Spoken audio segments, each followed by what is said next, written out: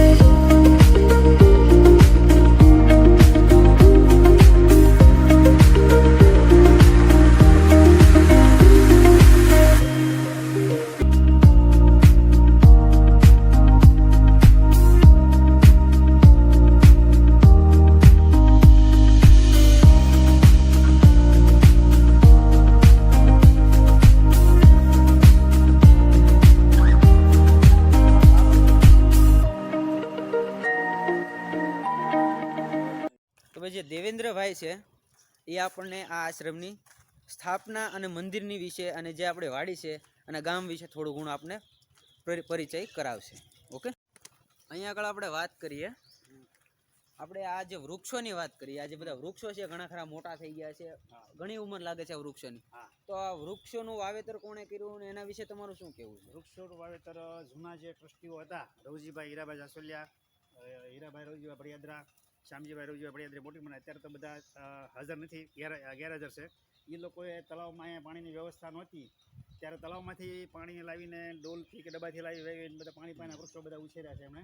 આ આશ્રમની અત્યારે જે કાંઈ તમને સુવિધા જોવા મળે છે એ લોકો જે જૂના સત્સંગીઓ હતા વર્ષો પહેલાં, અત્યારે જે હયાત હાજર નથી, એ લોકોના લીધે આ બધી અત્યારે સુવિધા અહીંયા ઊભી કરેલી છે. અત્યારે તો જે લોકો આવે છે આ બધી સુવિધા એ લોકો ઊભી કરે. આ જૂનો આશ્રમ જે બનાવ્યો એ જૂના ટ્રસ્ટીઓ બનાવેલો છે. પછી ત્યારબાદ જે નવું શિવાલય બનાવ્યું એ લલ્લુભાઈ હીરાભાઈ જાસોલિયાએ બનાવેલું છે. અને આ જે બનાવ્યું એ આ લોકો નવા જે કાર્યકરો છે, પ્રવીણભાઈ, જીતેન્દ્રભાઈ, નીતેશભાઈ, ભરતભાઈ, એ લોકો બધા નવા કાર્યકર્તા હોય. નવી જે પાંદ્રભાઈ, મારું નામ દેવેન્દ્રભાઈ છગનભાઈ સોનાણી, ગામ તરસમિયા. આ અમારો સંન્યાસ આશ્રમ જગદીશાનંદ સંન્યાસ આશ્રમ તરસમિયાની સ્થાપના વિક્રમ સંવત 2020માં કરવામાં આવી. અને એ આશ્રમમાં સત્સંગ કરવા માટેના અને સાધુઓને આવવા જવા માટેના નિયમો અને આશ્રમમાં શું પ્રવૃત્તિ કરી શકાય, શું ન કરી શકાય એના માટેના તમામ નિયમો ટ્રસ્ટીમંડળ દ્વારા કરવામાં આવેલ છે. અહીંયા ભૂતકાળમાં ટ્રસ્ટી તરીકે રવજીભાઈ હીરાભાઈ પટેલ,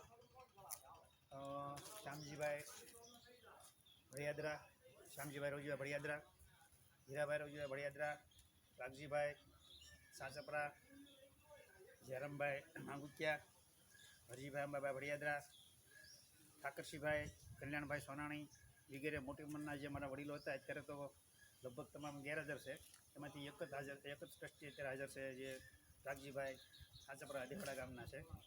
અત્યારે હાલ નવા ટ્રસ્ટી મંડળની સ્થાપના, ટ્રસ્ટનું કામ, નવો ટ્રસ્ટ બનાવવાની કામગીરી ચાલુ હોય એની તમામ કાર્યવાહી રામજીભાઈ રવજીભાઈ જાસોલિયા, ચેન્દ્રભાઈ મકુડભાઈ સોનાણી, પ્રવીણભાઈ ધર્મસિંહભાઈ સોનાણી, નીતેશભાઈ કૌશિકભાઈ સોનાણી, નરેશભાઈ બાલુભાઈ સોનાણી, ભરતભાઈ બાલુભાઈ સોનાણી, એ નવા ટ્રસ્ટીઓની નિમણૂક થઈ શકે તેવો અત્યારે ટ્રસ્ટ બનાવવાની કાર્યવાહી ચાલુ છે.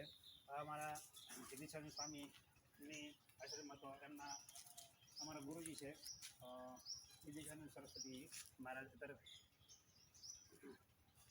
અત્યારે તેઓ દેવ થઈ ગયેલા છે, બ્રહ્મલિતા દેવ થઈ ગયેલા છે.